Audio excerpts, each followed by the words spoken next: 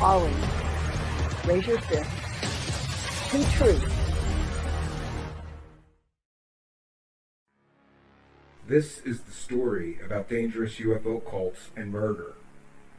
This is the story of what happens when someone gets stuck or trapped too deep down the rabbit hole of UFOs and aliens on the internet. There is substantial and supportive evidence that can show that some people get caught or stuck too deep in that rabbit hole. To some, UFOs and aliens on the internet becomes an obsession. An obsession so deep that some are willing to do anything to keep climbing down that ladder. Some people believe that by climbing further and further down that rabbit hole ladder and getting closer to the gatekeepers, those who hold the secrets, that they will be given some secret knowledge that others just don't have. I've often wondered about some of the people I've seen or met on UFO Twitter. Many of those people spend 8, 12, or even more hours a day feeding their obsession. And their obsession only grows with each new promise of revelations soon to come. But all those revelations that these so-called messiahs of disclosure are out there promising everyone never seem to come. But they've sure got something new to sell you every so often, don't they? And isn't it funny how they never seem to deliver on the promise of that disclosure soon to come? And what about the people that are selling this delusional fantasy world to people with little or no evidence at times? Do they bear any responsibility for the negative impacts that the obsession with this delusional fantasy world can have on people's real lives?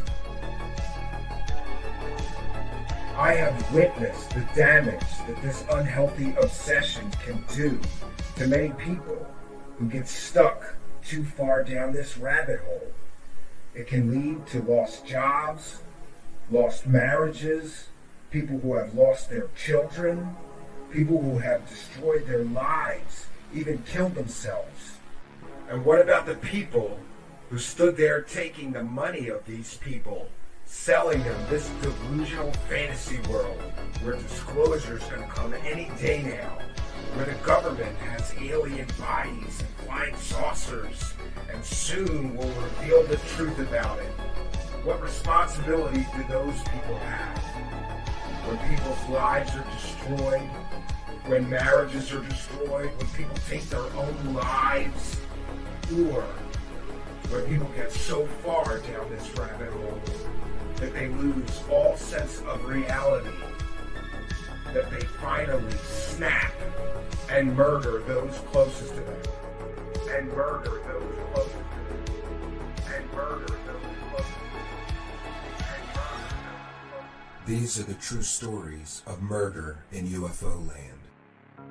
Sadly, it happens more often than most people would ever imagine. Even sadder, almost none of the people selling the UFO narrative to the public dare mention this or even acknowledge it.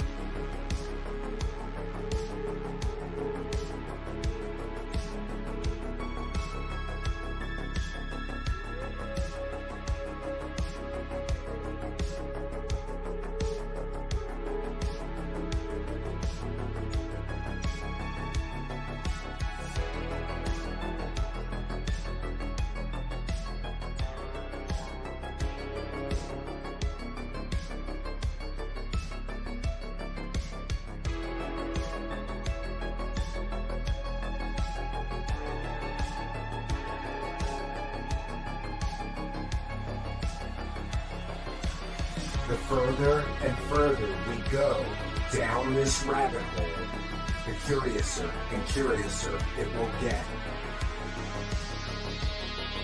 This is Murder in UFO Land.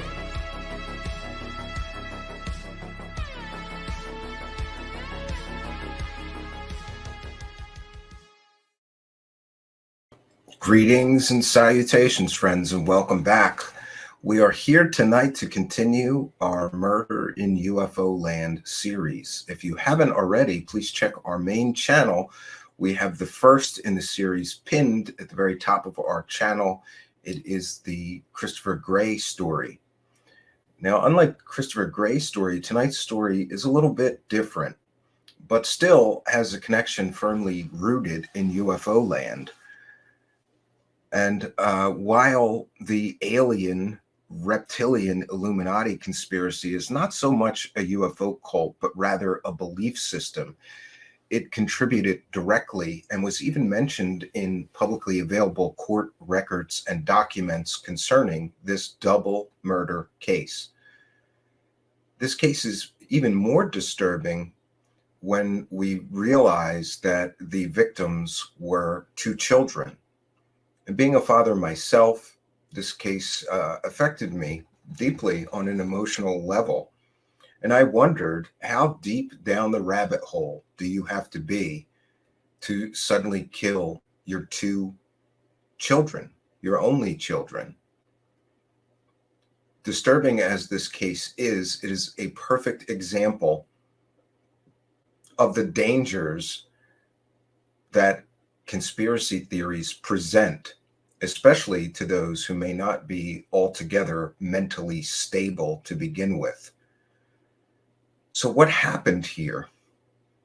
Well, what I can tell you from publicly available news reports and court documents is that on a hot and humid Wednesday morning in August of 2021, Matthew Coleman, a surf instructor, loaded his two children, a 10-month-old daughter and his 2-year-old son, into his vehicle and headed to Mexico.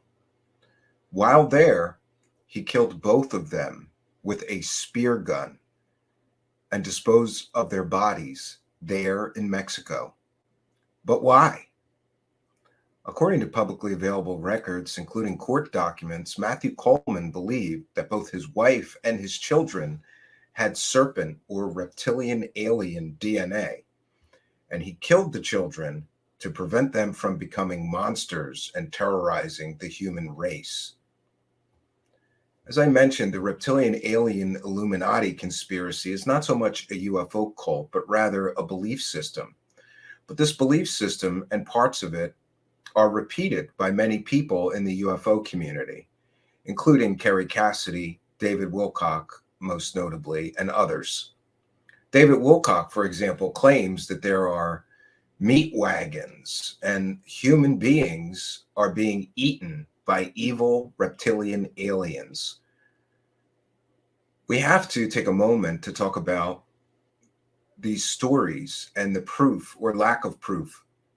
I believe that there is a substantial lack of proof of these things. And if we investigate further the people who are pushing these dangerous conspiracy theories, people like David Wilcock and Kerry Cassidy, if we investigate the sources that they accept and use as truthful sources, the entire stories begin to unravel very quickly. David Wilcock, for example, famously used a man named Pt2, who faked his entire biography, giving himself awards from the Russian government, claiming that he worked for the Russian Space Agency, claiming that he worked for Ronald Reagan, and more. But when we do a deep dive into David Wilcock's source, Pt2, who, by the way, was also the source of some of these reptilian alien stories, we find that Pt2 lied about his entire biography, was not who he claimed to be.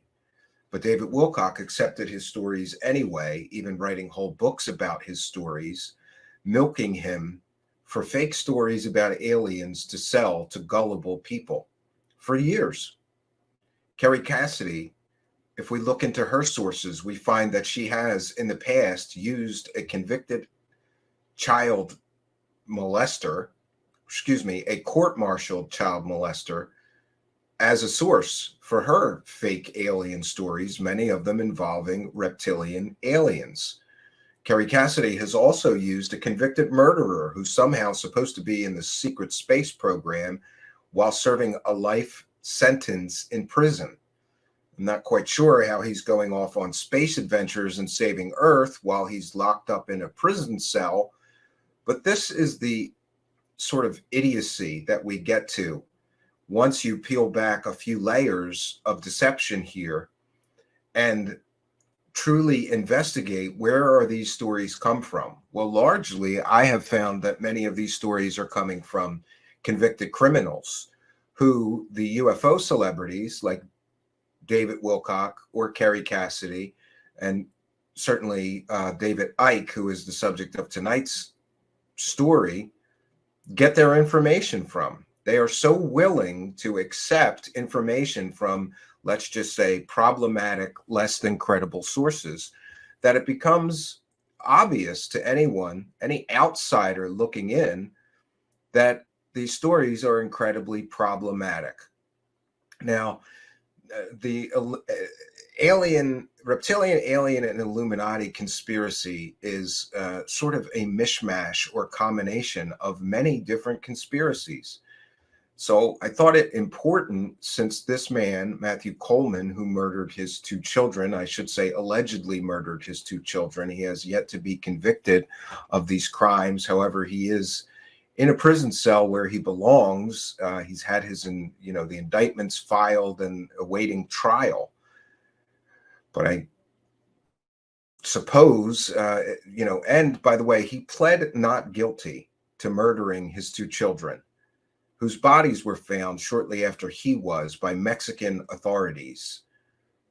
So the first thing that we have to do is examine this belief system, which is a very problematic belief system. And I cannot tell you how many people have asked me to comment on this or research this belief system. And here's what I can tell you.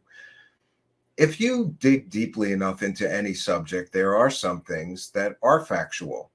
For example, there's many strange connections with world leaders and their families. Look up the United States presidents and how many of them, even though distantly, were somehow related. So it's easy to see how a conspiracy theory can take root, take shape, take hold, and become accepted truth by people who want to believe. In looking into the Illuminati and reptilian, alien, and the bloodlines sort of conspiracy, what I have found is that there are some factual things, like the fact that many United States presidents were somehow related, although somewhat distantly in cases. There's still some strange connections. Further strange connections can be found between the English royal family and the presidents of the United States. Look that up. But these conspiracy theorists do what I have previously called the David Wilcock super duper prover maneuver, where they give you a piece of actual factual evidence or factual fact, a proven fact, and then they heap on top of it unproven theories or connecting dots that aren't really there, or just stories. But first they throw out some actual verifiable facts. And I believe that to these shysters who sell this garbage, fake information, they believe that throwing out some real facts before they pile on their garbage fake information somehow legitimizes all of what they say. It doesn't. Now we're going to cite fair use. This is a transformative work, and we are going to share with you a great video that I found by a YouTube channel called Unveiled. And in the description of this video, you can go there and see more from this channel. I was going to make my own video concerning this reptilian, alien, Illuminati conspiracy, but sometimes it's best not to reinvent the wheel. This is excellent And we'll be commenting and using this. Oh, let me do it again. We'll be commenting and using this under fair use, discussing this and using this to educate the public about this conspiracy theory. So let's get into it. Conspiracy theories are everywhere in the modern era. Constantly debated across the media, it seems that everyone has at least one they believe in, even if they may not admit it. But are there some that, for all their apparent ridiculousness, have deadly implications? This is Unveiled, and today we're answering the extraordinary question: is this the most dangerous conspiracy theory of all? Do you need the big questions answered? Are you constantly curious? Then why not subscribe to Unveiled for more clips like this one, and ring the bell for more thought-provoking content? Increasingly common in the Western world is the strange belief that a race of reptilian humanoids, lizard people, or reptoids, has somehow infiltrated the upper echelons of Earth's society. Yes, so the basic storyline goes that all of the biggest sort of world leaders are all somehow a part of this great and grand conspiracy, and they are indeed they usually say either shape-shifting aliens, so they can shape-shift to the form of humans, or that they wear skin suits. And we'll get into a little more about where I believe the skin suit idea came from. But it's interesting that some people say that they are shape-shifting, and others say that no, they're wearing skin suits to pretend to be human. These lizards are disguised as humans, as powerful figures like the Bush family, the British royals, Obama, and so on. But they're wearing skin suits or shape-shifting to keep their true reptilian nature hidden. They work in opposition to the best interests of humanity, a clandestine operation to seize and maintain power, enrich themselves, control us all, and even drink our blood. It's all too easy to point and laugh at the people who believe this theory, but their ranks may be growing. In 2016, polling found that 12 million Americans believe the reptilian humanoid theory. That's 4% of the total population. Many more believe that, contrary to the world of conflict and competition we see with our own eyes around us, some shadowy organization, the Illuminati, for instance, is behind world events. Yes, and it's interesting in that this particular conspiracy theory draws on many already established conspiracy theories. And we have detailed here in the past that many people who want to sell you something in conspiracy land or UFO land, they all, in my experience and observation, they all do this. And that is that they take an accepted conspiracy theory, for example, Roswell. Many people believe that an alien spacecraft crashed at Roswell. And regardless of what you believe, what people do is they use an already accepted mythology or story like Roswell, and then they build upon that mythos, adding to it. For example, the Roswell rock. Suddenly somebody finds a rock that reportedly comes from the Roswell wreckage somehow. They're using the Roswell mythos and then tacking their stories onto the Roswell mythos, I believe, because they are aware that many people already believe that an alien spacecraft landed at Roswell. And they use that existing or pre-existing belief by many people to sell their stories or what they have to sell you. I have seen this many times, most notably with Roswell. The best example that I can give is Roswell, because there have been many stories that were built upon the legend of Roswell. For example, alien autopsy, that was built directly on top of the Roswell. It was reported to be an autopsy from aliens that crash landed at Roswell in 1947.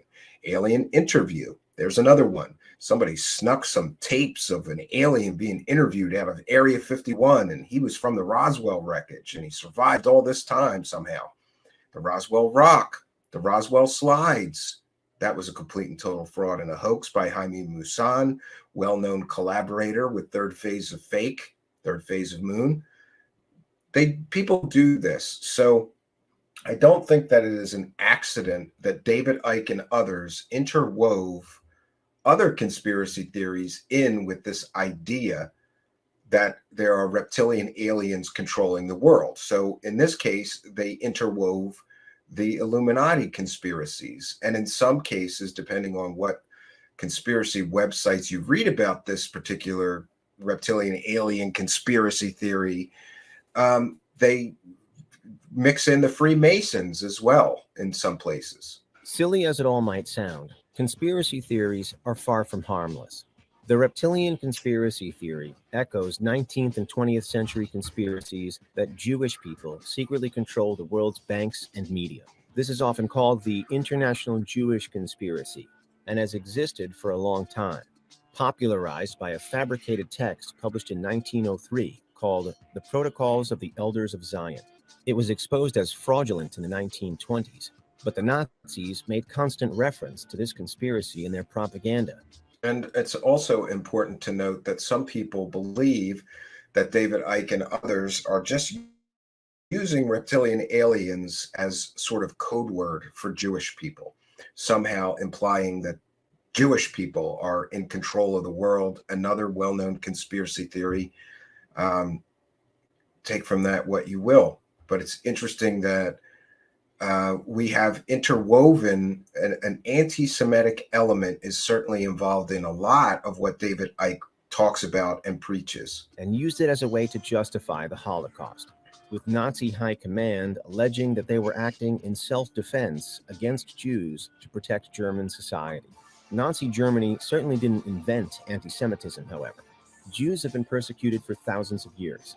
So much so that many Jewish holidays revolve around surviving in the face of crimes against them. You can already see the link between these older and more obvious theories and the modern-day lizard example, but it's still a complex journey to go from outright anti-Semitism to a theory about reptiles in disguise. Even the most absurd part of the reptilian humanoid conspiracy, the blood drinking, has its origins in anti-Jewish history, just like the Yes, there was once stories that Jews would sort of roam the countryside and grab Gentile children and drink their blood.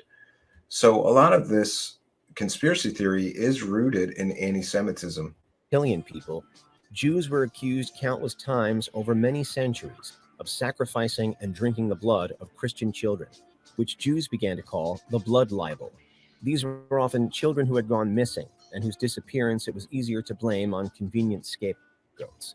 When children went missing in some parts of England in the 12th century, Jewish communities, already marginalized and distrusted, were the first to receive the blame. The blood libel eventually spread across continental Europe too, embedding anti-Semitism in European society, leading to executions, the establishment of ghettos, and even pogroms. And we can't stress enough that there's absolutely no evidence that any Jewish communities ever committed acts of this nature. As the name suggests, the blood libel is just that, libel, concocted to slander Jews and justify mob violence against them. And yet that lie still persists, even in the 21st century. But why alien reptiles of all things? I believe that a lot of this reptilian alien conspiracy stuff started, I would say, around 1985, but really started in 1988 or so. And we'll see why I believe I may have located the source of some of this reptilian alien conspiracy stories. Well, the idea of intelligent reptiles has been common in science fiction for the last century, appearing from time to time in the pulps, and even sometimes in the context of a shadowy conspiracy. But the man responsible for the theory today is former footballer and sports broadcaster David Icke, a well-known conspiracy theorist. As well as more or less inventing the lizard theory, Icke also believes that there's a link between 5G and COVID-19, that the moon is an alien spaceship that manipulates us, that the Illuminati are to blame for global warming, and so on. Yeah, Icke's stuff gets really thick, right? And it's interesting that there was a Netflix documentary about David Icke. And I want to tell you, if you get a chance, you should watch that because that documentary sort of painted David Icke as a very grounded person, and it talks about many things that are very, very easy to believe, but it leaves out all of his most wild, crazy, weird conspiracies. And it almost paints a picture of him as a hero. And I think that was intentional, sort of a retconning of David Icke to a more mainstream audience. But when you really dig into David Icke, and I have a bunch of his books, it's just absolutely ridiculous, wild theories with I would say scant or no evidence behind them. And it is interesting. I believe that there is a hierarchy to the conspiracy land grifters like David Wilcock. He's a big fan of David Icke, I believe, and bases a lot of what he does on things that David Icke was successful saying or doing.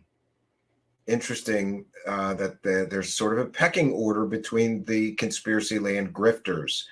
And certainly people copy from more successful grifters. We see that in the case of Corey Goode. We've seen that in the case of David Icke for certain. He's been so consistently discredited that as early as the 1990s, legitimate publishers refused to publish his work. As far as the reptiles are concerned, Icke claims that these reptilian humanoids come from the Alpha Draconis star system, more commonly for all their apparent ridiculousness. Hold on a second here. I missed my place. I apologize. I wanted to stop it. Yeah, interesting that the reptilian aliens that happen to be reptiles just so happen to come from Draconis star system. I think that's a little bit too convenient. Reptilian humanoids come from the Alpha Draconis star system, more commonly known as Thuban. This is a real star system roughly 300 light years away from us, but it's been latched onto by Icke because it has a convenient name. In reality, there's no current evidence that it hosts intelligent life.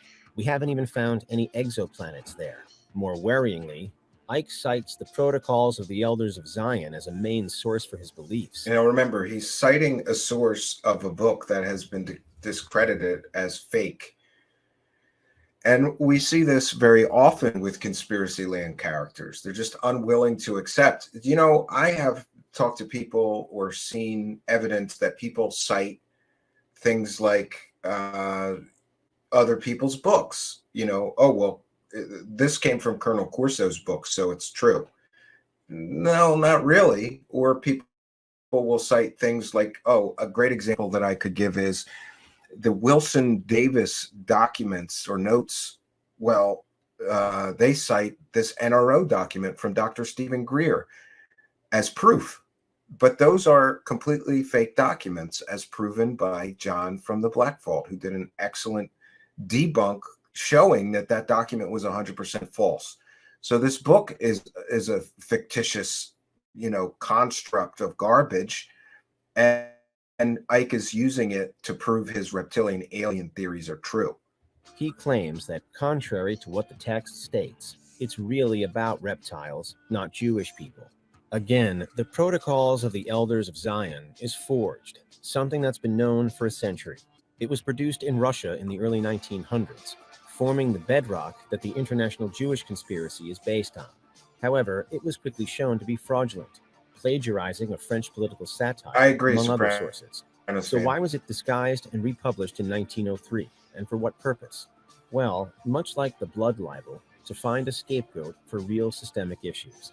First, it was the disappearance of children, but this time, it was for the failings of the Russian Empire, which had generated growing unrest. The idea of scapegoating Jews didn't work. In 1914, war broke out in Europe. Military losses led to mutinies, and the situation ultimately exploded with the Russian Revolution in 1917. In 1918, less than a year after the Bolsheviks seized power, Tsar Nicholas II and his entire family were executed, even though only 10% of the Bolsheviks were Jewish. The protocols were used to blame Jews for the revolution. This is a legacy that Jews still have to grapple with today, with protocols described by the United States Holocaust Memorial Museum as, quote, the most notorious and widely distributed anti-Semitic publication of modern times, end quote. Over Yeah, the and I wondered, what must it feel like to, be Jewish and know that this book has done such incredible damage? And I, for one, I don't believe in book burning or book banning, but in this case, it's something to consider, considering how many people have been murdered over a fictitious, falsified book. centuries, anti-Semitism had become so rife in Europe and the US that in 1942, a ship full of Jewish refugees trying to flee Nazi occupation was turned away by the US government because of unsubstantiated paranoia that they might be German spies. Not all the people that reptilian conspiracy theorists accuse of being lizards are Jewish, but some of them are. George Soros, for example. And the cultural anxiety around people potentially being something other than they claim has reached a fever pitch in the past. The Spanish Inquisition was founded to persecute heretics among Jews and Muslims who had converted to Catholicism but secretly continued to practice their original faith. Many had converted to avoid violence and expulsion. The Inquisition tortured, expelled, and executed them in their thousands. Shockingly, in 2019, a far-right extremist was even charged with murdering his own brother after becoming convinced he was a lizard person. And by the way, that will be the subject of a future episode in our series here, Murder in UFO Land. More than any other single conspiracy theory, I have found this to be the most dangerous. That's why this YouTube content creator asking this question, is this the most dangerous conspiracy theory of all, is very valid, considering I can cite at least 4 people, 4 human beings have been murdered over this conspiracy theory, maybe 5 if you were to count Christopher Gray, though I don't think that this particular theory contributed in that case. It could have been one of the causal factors. The man was also a believer in QAnon and proclaimed himself a member of the Proud Boys. What looks innocent at first can quickly prove to be nothing of the sort. Social media is rife with jokes and memes about the conspiracy theory, but it can be dangerous for people who are vulnerable. Critics of the reptilian conspiracy theory label it a dog whistle, coded language that might seem innocuous at first glance, but communicates very specific ideas to people within the intended audience. For example, modern neo-Nazi groups, which still exist and are active around the Western world, use dog whistles to create plausible deniability around their beliefs, so that ordinary people don't cotton on to their true beliefs. The idea that lizard people walk among us can seem ridiculous, but the theory, believed by millions of Americans, harkens back to extremely dangerous propaganda linked to the persecution of the Jewish people. Hitler used the protocols that David Icke relies on to kill 6 million Jews in the biggest crime ever perpetrated against humanity. And that's why reptilian humanoids is the most dangerous conspiracy theory of all. I would argue that this conspiracy theory is the most dangerous of all for many different reasons. First of all, the link and ties to anti-Semitism, to Nazism, to neo-Nazism, to white supremacy. That's very troubling. But also, or equally troubling, is the number of people who have become so convinced of this particular conspiracy theory that they literally murdered people closest to them. And that, of course, is the subject of tonight's broadcast. So, Matthew Coleman, what can I tell you about this man? I did some background research and digging into him, even watching a bunch of sort of home movies that he and his wife have posted on social media. And it's chillingly disturbing to watch that because they appear happy, they appear normal. Outwardly, there appears to be no sign that this tragedy was coming. A very normal family. I watched them have a birthday party for, I believe it was their son turning 2 years old. And that was shortly before the murder. But privately, a friend of Matthew Coleman, who I used as a source for tonight's broadcast on condition of anonymity, said that Matthew Coleman had become increasingly withdrawn from everyone, from friends, from family, from social functions, instead choosing to spend most of his time on the internet reading different forums centered around conspiracy theories, and specifically, he was obsessed with reptilian aliens, with everyone who talks about reptilian aliens, including Kerry Cassidy and David Wilcock. But most of his obsession with this conspiracy theory seems to have been centered around David Icke specifically. And he later mentions David Icke and the conspiracy theories he sort of received from David Icke as a direct causal factor in these murders. I thought it would be important to look at some of the news reports, and I certainly have done that. So again, we're going to cite fair use. I'll put my fair use banner back up. This is transformative work, and we're educating the public about Matthew Coleman and the murder of his 2 children involving conspiracy theories pushed by David Icke and many others in UFOLAND.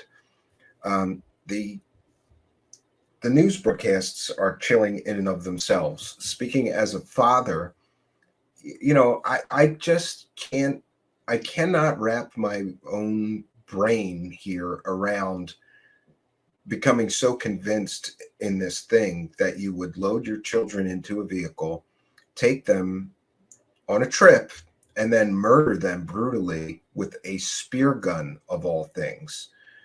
Now, any death of a child is tragic, but the violent murder of your own children because you were reading too much conspiracy theories. And I wondered about this man's state of mind, but I was told by his friend that he, by all appearances, seemed normal, but somewhat quiet and withdrawn. He did appear to be preoccupied, like he had things on his mind in the months leading up to the murder, and quiet at social gatherings and events, withdrawn. But there were no real warning signs to this impending tragedy that would end in the death of 2 children. But let's take a look at the news reports. And then I wanted to spend some time on this man's mental state and how that may have contributed to this. Investigators say 40-year-old Matthew Taylor Coleman drove from his home in Santa Barbara with his 2 young kids on a mission to kill them so that they, in his words, would not grow up to be monsters. News 8's Kirsten Holmes joins us live with what we've learned about the case today. Kirsten? Hey, I'm here at the San Diego FBI office where in my hand I'm holding the criminal complaint against Matthew Taylor Coleman. This details the gruesome murder of his 2 young children because he says he wanted to save the world after he was enlightened by QAnon and Illuminati conspiracy theories that he found on the internet. The complaint says that on Saturday, August 7th, Matthew Taylor Coleman took his 10-month-old and 2-year-old from his home in Santa Barbara, California, to Rosarito, Baja, California. The criminal complaint says his wife called police concerned for his safety when he left with their children because he wasn't answering her or other family members who were reaching out to him. But she says she did not believe that she, or their children were in danger. While in Rosarito, the complaint says Coleman murdered his children using a spearfishing gun into their chests. Coleman said he believed his children were going to grow into monsters and that he had to kill them after he was enlightened by QAnon and Illuminati conspiracy theories. He says he was also having visions and signs that his wife had serpent DNA and passed that DNA on to his children. The court filing says Coleman believed he was saving the world from monsters. Coleman told investigators that since he didn't have a car seat, he placed his youngest child in a box for the ride to Mexico, and after he had killed them, he discarded the spearfishing gun and bloody clothes near a creek. After investigators used the Find My iPhone app to track him down, He was arrested on Monday, August 9th, around 1 in the afternoon at the San Ysidro port of entry. Border officials noticed he was returning to the country alone without his small children, and they noted blood on his Mercedes Sprinter registration paperwork. The bodies of the two toddlers had been found hours earlier that day around 8 a.m. Okay, so I read through this entire criminal complaint a couple of times, and I got to tell you, it is pretty horrific. And this comes just weeks after the children's father, Matthew Coleman, made an Instagram post about how much he loves his family, including those two small children that he has confessed to killing.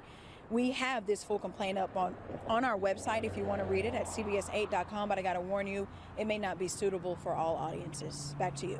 Now, Kirsten, what is next in this case?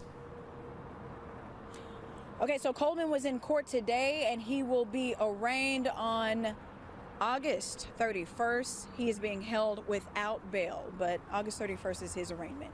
All right, Kirsten, we'll keep track of that and see what happens during the court process. Kirsten Holmes reporting live for us tonight. Kirsten, thank you. Matthew Taylor Coleman was an American citizen, and so were his two young children. And because the crime happened in Mexico, attorneys we talked with say U.S. FBI agents will be working with Mexican authorities to piece together their case and find justice, while each side goes through their own individual legal proceedings. The U.S. can still charge you if you're a U.S. citizen, you committed crimes against another U.S. citizen in another country, regardless of what happens in the trial down there. Attorney Mark Reichel says this is only the beginning of what could be a long legal proceeding because of the international implications. And there we have it. So this man was arraigned and indicted, and he is currently awaiting trial for this heinous act of two children, the murder of his own two children. Further, I wanted to do some research into this man's mental state. Remember as well that this man has pled not guilty in the murder of his children, but there are no details of what defense he plans to use because there is a great deal of forensic and circumstantial evidence linking him directly to the murders. So I am assuming that he will try to plead insanity or temporary insanity as a defense. But it would appear that he was very lucid or in control and aware of his actions, and even aware enough that his actions were a crime enough to try to conceal the crime. And that is often used as evidence to convict someone or stop someone from using an insanity defense. If you're insane, you're not covering up the bloody clothes or getting rid of the spearhead of the spear gun you used to kill your two children. But let's hear a little bit more about his apparent mental state and again, citing fair use. The tragedy is putting mental health and the danger of conspiracy theories in the spotlight. News Channel 3's Tracy Lair joins us now live. And Tracy, you reached out to the county's behavioral wellness team and a professor who teaches the psychology of conspiracy at UCSB. That's right, Beth. The whole community is saddened by this, and Susan Grimacy with the Department of Behavioral Health says it's going to take time to just understand it. Federal authorities say they spoke to the Santa Barbara father and surf instructor who's accused of killing his two young children. They say he told them that he believed in QAnon and Illuminati conspiracy theories. They say he told them that his wife had serpent DNA and passed it on to their children. Our natural inclination is to get information to help us to better understand a hard to understand tragedy with the thoughts that will make us feel better with the understanding. The reality is that this may have a lot of questions that can't be answered, and we have to learn to be okay with that. Grimacy says if you see someone struggling with mental health, or you should reach out. There is a 24-hour access line. You can access it on your laptop or your phone. It's linked to the county website. And we will hear more from Susan Grimacy and also a professor studying those kind of conspiracy theories tonight at 11. And we'll have more with Grimacy at 6 o'clock. Reporting live in Santa Barbara, I'm News Channel reporter Tracy Lair. All right, thank you for that, Tracy.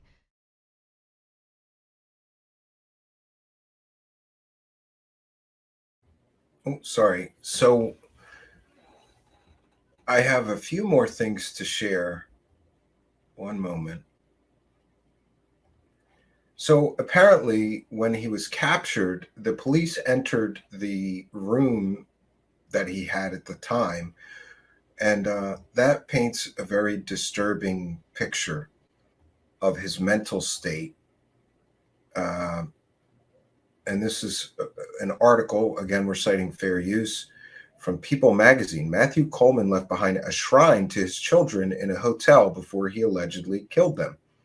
On the afternoon of August 7, 2021, Matthew Taylor Coleman was packing for a family trip with his wife, Abby. Suddenly, authorities say he put his two kids, Kaleo, 2, and Roxy, 10 months, into his van and drove away from their Santa Barbara, California home. Crossing the border into Mexico, Coleman ended up in the City Express Hotel in the coastal city of Rosarito. While at the hotel, Coleman and his kids kept a low profile, staying in their room, although one guest recalled seeing the family in the lobby. They didn't interact with anyone.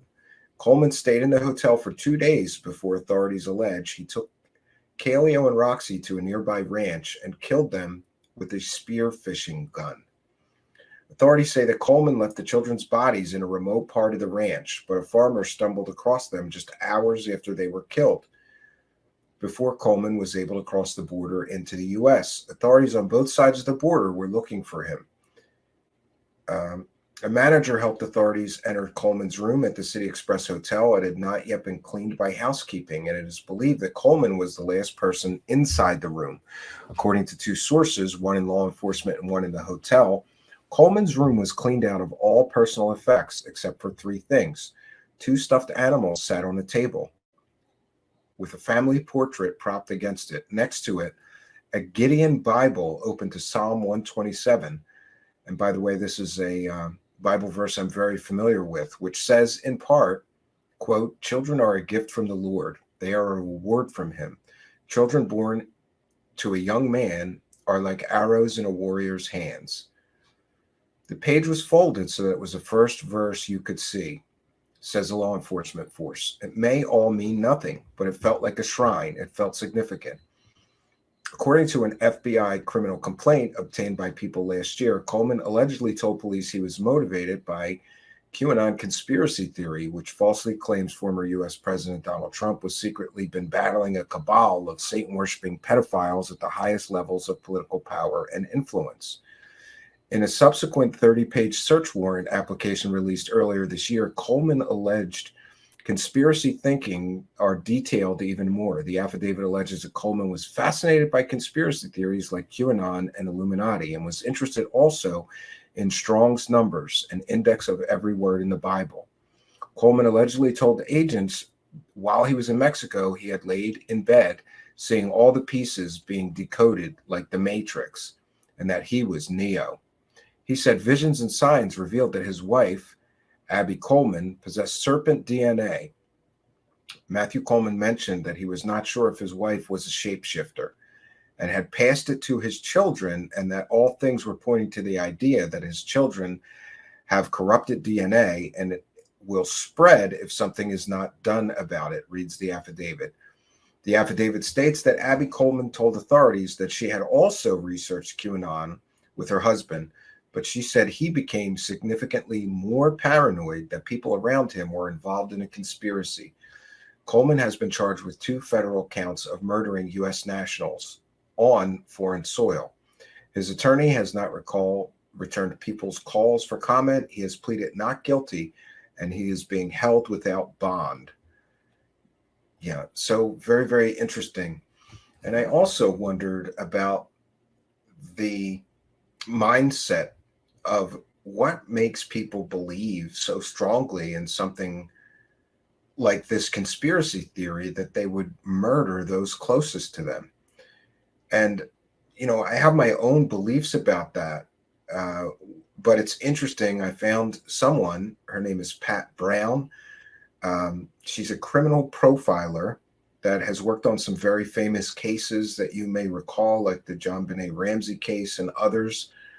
And she had some interesting insight into people who get into these strange conspiracy theories and exactly why. And a lot of her points sort of echoed my own beliefs. Again, I have put her information in the description of this video. I encourage you to check out her channel if you enjoy true crime or criminal profiling. She's been covering the Idaho murders and many cold case murders as well. I think you would enjoy her channel. And I personally have been really impressed with some of her thoughts on different crimes and the motivation behind the crimes, the psychology of the criminal mind. She's an excellent resource and did a story herself about this. And so this is taken from her video. I think you should check her out. She has some interesting insight into the criminal mind, being a criminal profiler.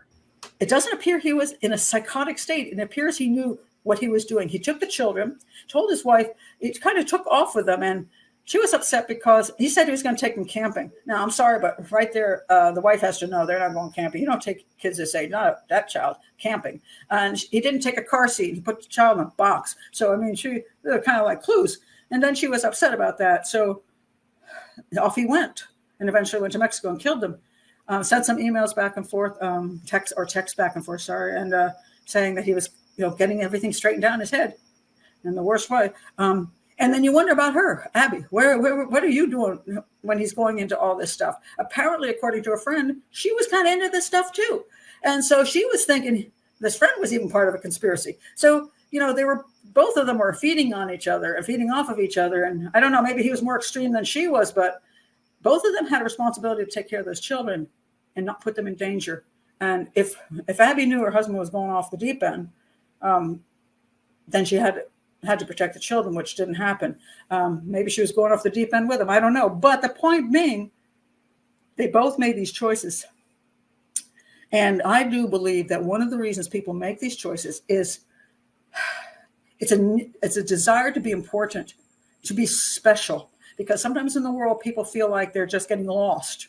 So they join organizations, sororities, fraternities, clubs, and religions to be somebody special. Because when you join, they say you're one of us. And then to stay one of them, you got to do all these things, jump through certain hoops, say special words, do special things to stay one of them. And when you do that, you get more praise, you become more special, and that makes you feel good.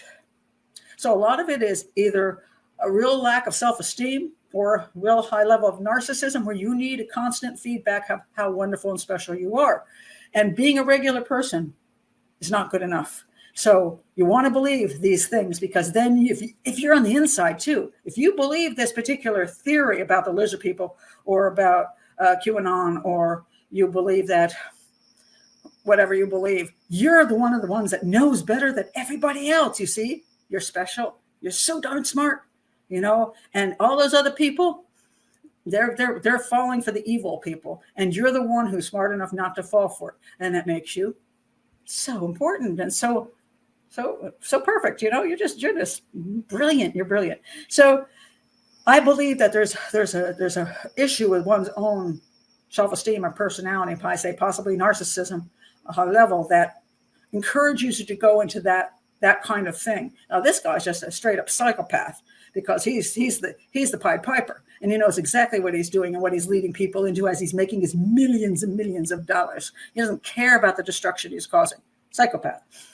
These people don't know. Narcissism, self-esteem problems, don't know. But those two children are dead because of what the two of them apparently were into. And of course, he is ultimately responsible for the death of those children. And now the question is, does he get an insanity plea because he believes his children had lizard DNA? Is that what he gets, an insanity plea? Because he made the choice to start believing in things, to have a certain set of beliefs. He went down that road and he kept going down that road. He made choice after choice after choice after choice till he decided for himself, this is what I believe. Did he have to do that? Do you just give him an insanity plea and let him go sit for a year and say, oh yeah, boy, that was stupid. How did I fall into that? And then he comes back out, the children are dead, and he goes on with his life? Or should he go to prison? Because He killed 2 innocent children because of his own choices that he decided, that made him feel important, that made him feel special. Maybe the children should have been more important than him. So I personally, I'm sorry, after being barraged with people attacking me constantly all week long about how I'm part of sex trafficking and all this stuff, I'm starting to lose it with crazies. You know what I mean? If you want to be crazy, if you want to say, you want to start believing stuff that has absolutely no substance, then that's on you. That's on you. And again, I'm not against the idea that certain things you can say there's something off about something that's happened with the governmental stuff. Government has been involved in doing some squirrely stuff. That is true. Our FBI has proven it. CIA has proven it. And every government across the world has had many squirrely people in them, who do things. And sometimes they do things in groups, and that's how it becomes a conspiracy. I'm not against all of that, but don't go there if there's no valid proof, absolute support of that. Don't just start saying, well, this happened, and therefore I'm going to connect it to this dot, and then this dot, and this dot. Oh, look what I've got. And if you could believe, if you really believe that lizards are controlling the world, go get help. Really, just go get help before you end up with 2 dead children. There's no excuse. There's absolutely no excuse for going down a road like that. Yeah, I would tend to agree with criminal profiler Pat Brown. And also, Pat Brown brings up an interesting question. Do the Conspiracyland salespeople like David Icke bear any responsibility for this? Or, as some people I'm sure believe, would this same exact tragedy have happened absent that conspiracy theory? It's hard to know. Obviously, anybody who would kill their own children must not be very mentally stable. I don't know what would drive a parent to do that. And we see many examples of that lately. And I don't recall growing up hearing so many stories of parents killing their own children. And maybe it's just the media saturation is so different now, and the news cycle is so much faster with the advent of the internet. But I don't recall hearing so many stories of parents killing their own children, in decades past that we do now. Now it seems like we hear something about that once a month, every few weeks. And that is a disturbing thing to think about, that parents apparently are much quicker to go murder their own children. Why is that? I think that the internet certainly may be a causal factor in many of these things. So I have some more to share. In a letter from jail, Matthew Taylor Coleman admits delusion in my own mind before child murders. Sitting in a cell in an undisclosed federal prison in California, Matthew Taylor Coleman wrote a 2-page letter to a friend detailing how his thinking has changed in the 10 months since he allegedly killed his 2 children in Mexico with a spear fishing gun. In the letter, handwritten on lined notebook paper, Coleman addressed some of the alleged conspiratorial thinking, including his belief that his wife Abby had reptile DNA that she passed down to the couple's children, Kaleo 2 and Roxy 10 months old. Coleman has been charged with 2 counts of foreign first-degree murder of United States nationals and has pleaded not guilty. He writes, I was deceived, Coleman wrote in the letter, which was viewed by people. I was deceiving myself. I know now that reptile DNA thing was a delusion in my own mind. I made myself believe something that wasn't there. And this goes on to recount the story of him taking the children and murdering them. Authorities allege Coleman believed that the QAnon conspiracy theory, which holds the false belief that former President Donald Trump has secretly been battling a cabal of Satan-worshiping pedophiles at the highest ranks of political power and influence. Yeah, and now Coleman is in jail with no access to conspiracy websites. In his letter, he explains that he's processing through his beliefs. I'm sorting this all through it all now, he wrote. There's a lot to unpack, but I have to figure out what I really believe. but I don't have access to information anymore, so I'm having to use my own mind to figure things out.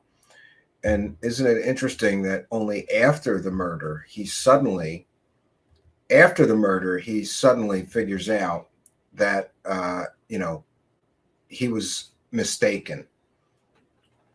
Little too late for those two innocent children who, by the way, it is the responsibility of a parent of any child to protect and preserve them.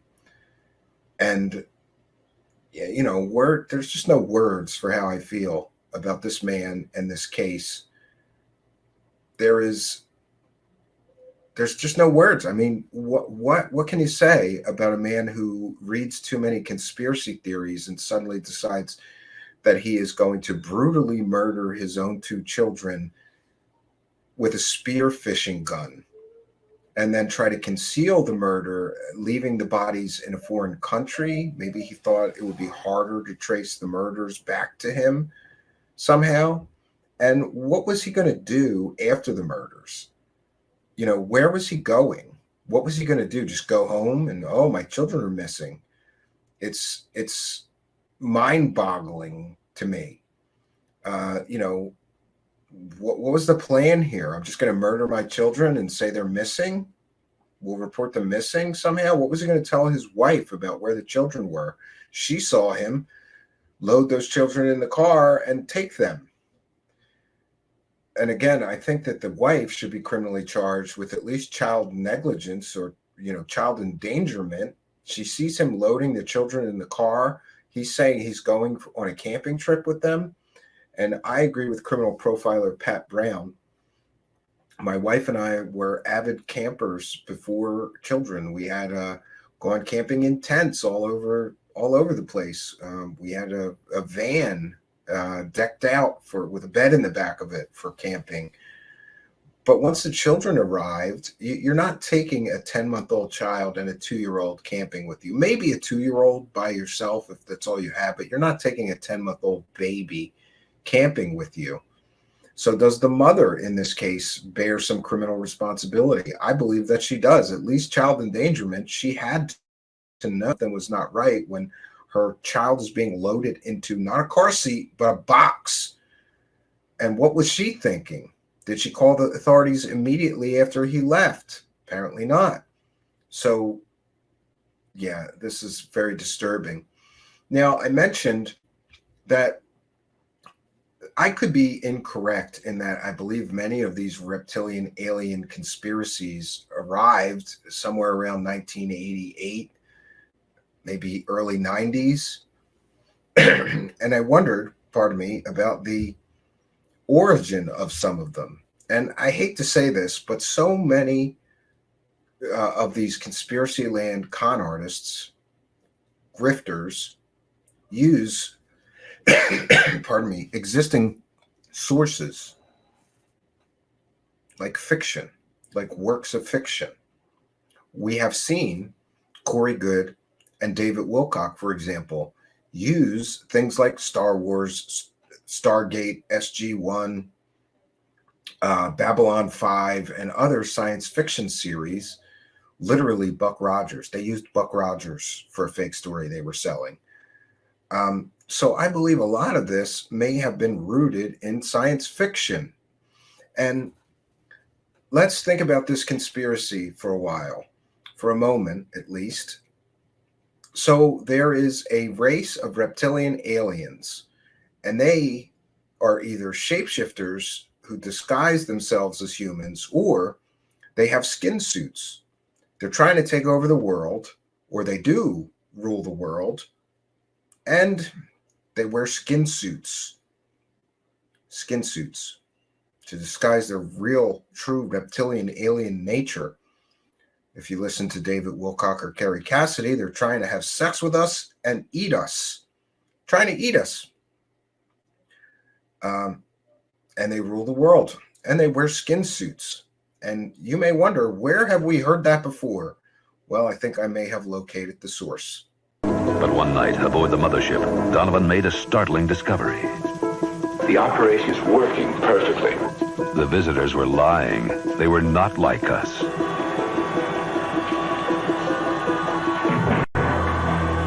not our friends.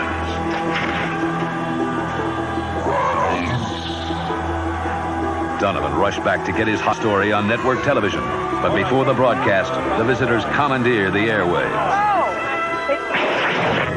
The alien spokesman, John, announced to the world that Mike Donovan was a threat to society, as was anyone who questioned the visitors' mission of peace and universal friendship. Donovan tried to tell Christine.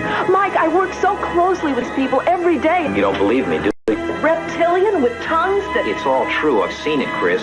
Donovan's mother couldn't be convinced. That's the most outrageous story I've ever heard. He became a fugitive. The aliens were determined to kill him before he spread the truth.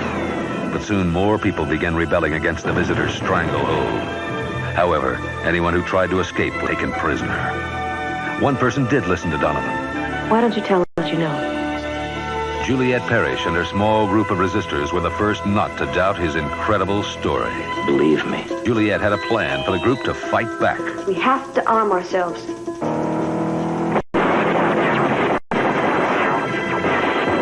tried their best, but were forced to retreat. Donovan was caught and taken to see the alien commander, Diana. You'll soon have no more worries, Mr. Donovan. Diana had special plans to brainwash Donovan herself. But a few of the aliens were different and wanted to see Donovan escape. He first needed a weapon and a uniform. You sure don't look like an iguana. What? Bad taste. These aliens knew Donovan could help them in return. Some of us, a very few of us, just don't believe in what our leader's doing. Martin, an alien turncoat rebel, revealed the visitor's earthly mission. It was not to fill the mothership tanks with special chemicals. You are here to take the water. And Donovan learned that his 9-year-old boy was one of millions held in special chambers to be used as food. My son is in here somewhere. Juliet Parrish and the resistance rebels managed to win their first battle. V for victory became their symbol, but they know. The war is just beginning. And for one young girl left pregnant with this alien's child, a nightmare is on its way. Tonight, the saga continues as V, the final battle, begins. Yeah, V, the final battle. So much of this reptilian alien conspiracy was foretold in 1984 with this particular science fiction anthology, I guess I would call it, because there were two. It was a miniseries. There were two sort of 2-hour television movie miniseries, and then 19 episodes of a television show, hour-long television show. And we see many facets of this alien reptilian overlord conspiracy perfectly in this science fiction series. They're reptilian aliens. They wear skin suits. They're disguising themselves as humans. They are controlling the world, and they don't have humanity's best interests at heart. So is it a big leap or jump to think that a conspiracy land grifter a few years after seeing that would say, this sounds like a great conspiracy theory, and you take that and sell it in books, but use, earthly evidence, I guess, to sort of help sell it? I think it's very probable that a lot of these reptilian alien conspiracies, reptilian alien stories came directly from V. Before V, I'm not aware of reptilian aliens being part of popular culture. And by the way, I'm not saying I'm correct, but I'm just saying this is definitely one possibility of where many of these stories about reptilian aliens come from. We have seen evidence that people like David Wilcock and Corey Goode mine science fiction television shows and movies for their fake stories that they then use to sell to vulnerable people. So what's next for Matthew Taylor Coleman? He is right now in an undisclosed California prison, which I found interesting, and I did make some phone calls.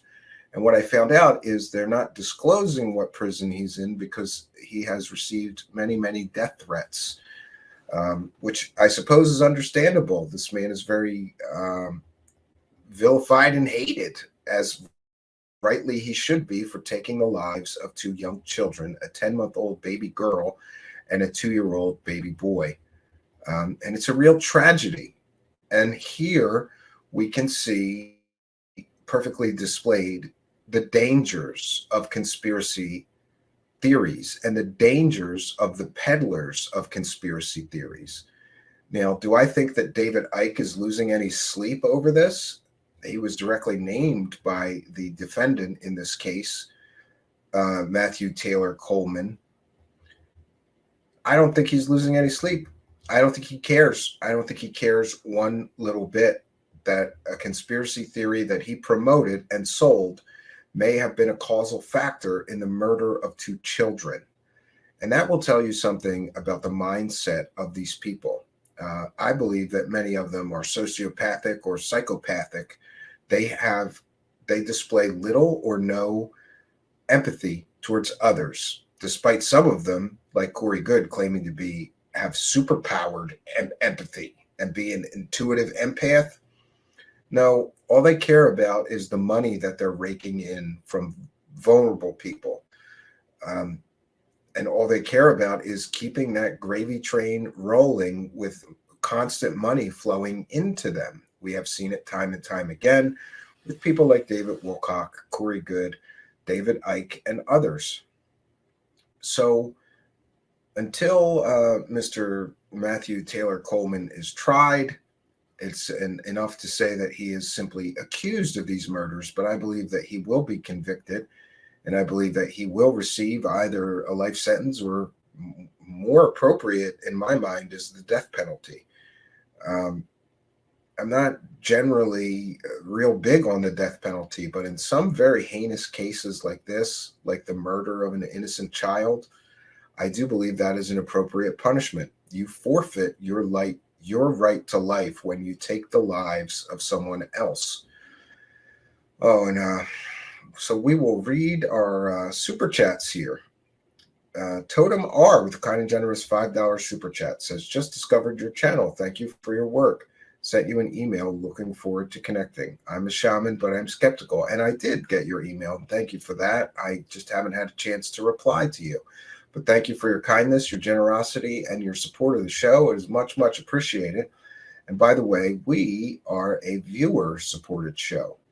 And we rely on and appreciate the support of those of you who value the content we create enough to throw a couple of bucks in our hat. 1 second here now. I'm trying to find the other bumpers.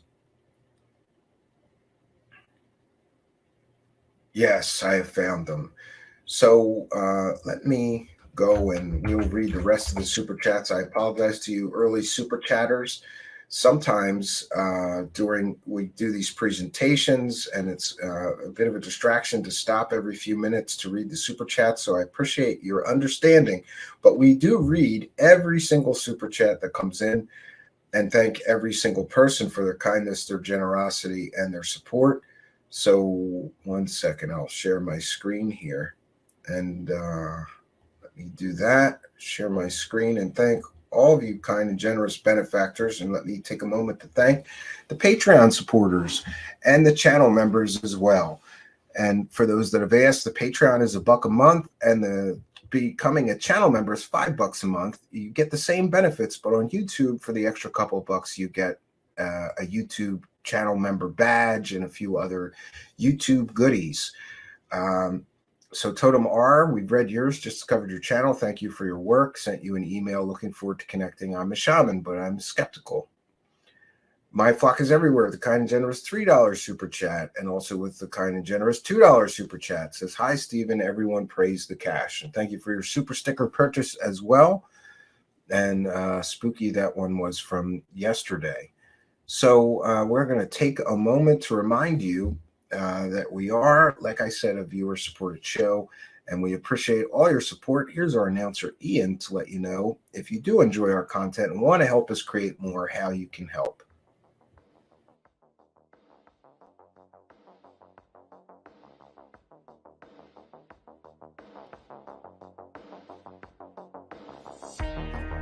Truthseekers is a viewer-supported show. Wonderful people like you who enjoy this show send pledges in the form of super chats, super stickers, super thanks, PayPal, or Cash App. Instructions for how to help are in the description. You can also join our Patreon, and for as little as $1 a month you can get extra content. Patreon supporters get a backstage pass, early access to all our production videos before they are distributed publicly, Stephen Campion's music, private writings, a monthly show journal, and more. You can also become a YouTube channel member for $5 a month. A YouTube membership includes all of the Patreon benefits, plus a special members badge, priority reply to video comments, and the live chat, plus a monthly members-only video. We thank you all, kind and generous benefactors, for supporting Truth Seekers. Thank you for your generosity and support.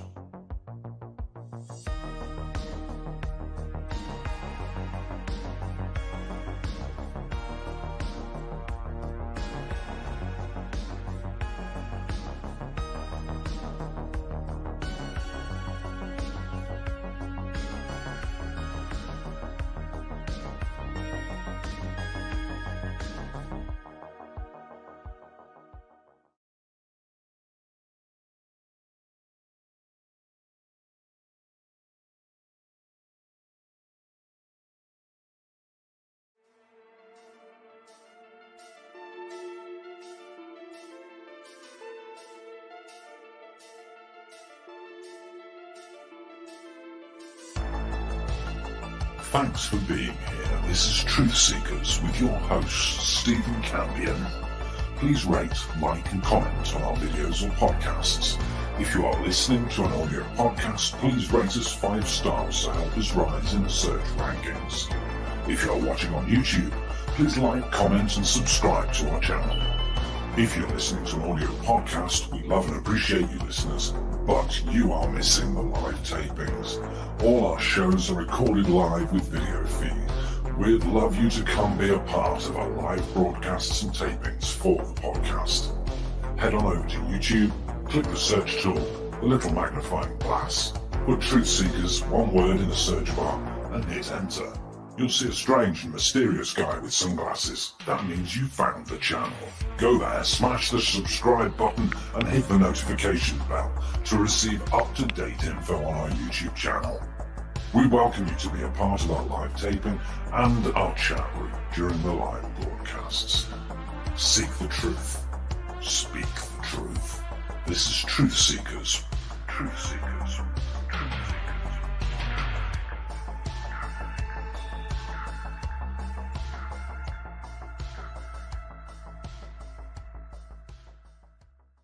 You can also support our show through PayPal, and instructions on how to do that are in the description of the video. We read every single super chat, and we read every single PayPal. So if you send a PayPal, make sure you add a note, and then any message you want me to read, and I will read it on air for you, and thank you for your kindness, generosity, and support. Oh, here we go, December 28th. We have Sweet Caroline with a kind and generous $30. Thanks very much. And she says, thanks for another great show. Sweet Caroline, thank you for your kindness, generosity, and support of the show. Longtime show supporter. The PayPal MVP is Sweet Caroline. Thank you, Sweet Caroline. I really appreciate your continued support. And happy holidays to all. A lot of people sent me PayPals or Super Chats and said happy holidays. I want to thank all of you. All that's going into till and being put to the greater good. Yeah, we're doing things for the greater good here. And we appreciate all of you supporting the show. So we will be back tomorrow night at 9 p.m. Eastern Standard Time. And I've got some exciting new stuff coming up. I want to welcome all of you new subscribers. We've got like 400 or 500 new subscribers this month. Welcome all of you. Please check out our back catalog. And I am getting a lot of messages asking or telling me, you should cover this. And we already did. Or do you have a show about this? So the search bar is great. Just hit the magnifying glass from our main channel and put whatever you want in there. David Wilcock, Bob Lazar, Jeremy Corbell, Richard Dolan, anybody you want to know more about Kerry Cassidy, we've probably covered that person here, and you can get our take on whatever it is that they're selling. So use the search bar. Otherwise, I have replied to everybody, and we want to welcome all the new subscribers. Had a great month this month, 400 or 500. Our best, I think that's probably our best month for new subscribers yet. We want to welcome all of you, and you are most welcome. I'm glad that you all found me. I can't tell you how glad I am that we've had such a bang-up month here. Also, probably our greatest month for views in the history of Truth Seekers. So thank you all for being here and being a part of the journey. The journey continues tomorrow at 9 p.m. Eastern Time. And we'll be back. Oh, my flock is everywhere. Is that another one? Super sticker. Thank you for your kindness, generosity, and support. Much, much appreciated. Glad I didn't miss it. Longtime show supporter, my flock is everywhere. Thank you for your kindness, generosity. Thank you all, you Patreon supporters. Thank you, channel members. Thank you, super chatters, PayPalers. We appreciate all of you. And thanks for supporting somebody that's not lying to his audience like Rich from Goof On. But you know what? I'm going to pray that that guy gets over. He's obviously got some issues, right? He's talking about I have issues. I mean, generally, I'm a pretty well-rounded, stable person, you know? Do I get pissed off sometimes? Yes, but it's called righteous indignation. And I think a little bit of that is healthy for you. Yeah. So that's all I got for you, friends. Until next time, my name is Stephen Cambion. Good night. And God bless all of you.